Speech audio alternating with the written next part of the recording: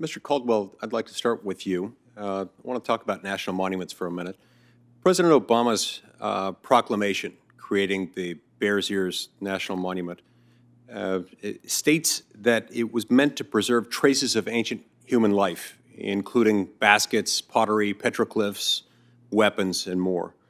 Are these types of objects, namely baskets, petroglyphs, weapons, and so forth, are they protected by the Archaeological Resources Protection Act and the Native American Graves Repatriation Act?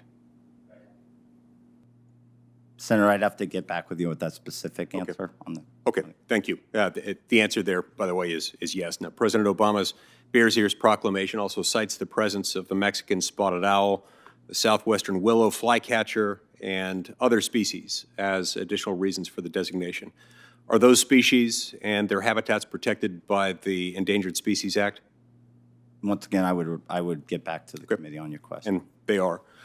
President Obama's Bears Ears proclamation also cites the presence of big sagebrush as a reason for the designation. Do you know in which states the big sagebrush naturally occurs?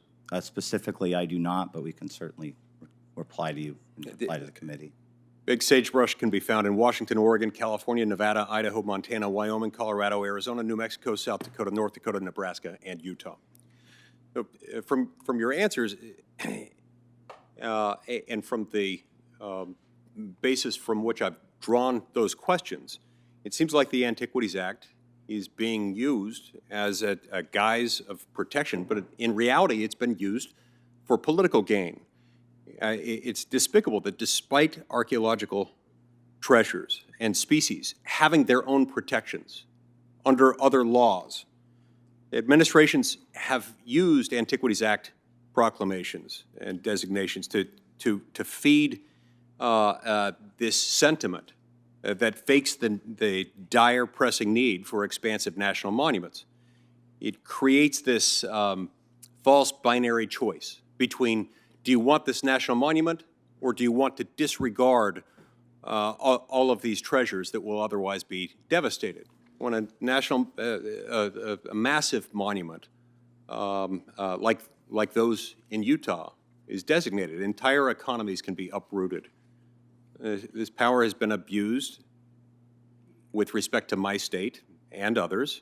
Some members of this committee represent states that have been exempted from unilateral presidential designations of national monuments under the Antiquities Act. And I think it's time that Congress review the Antiquities Act for that very reason. Now, it's not just people in this branch of government that see the need for this.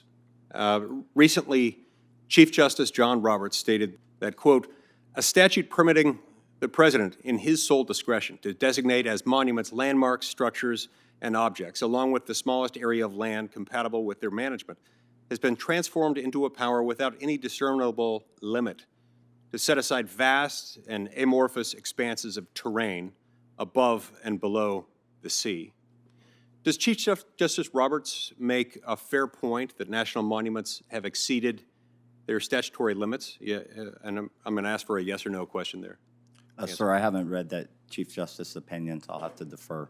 Okay.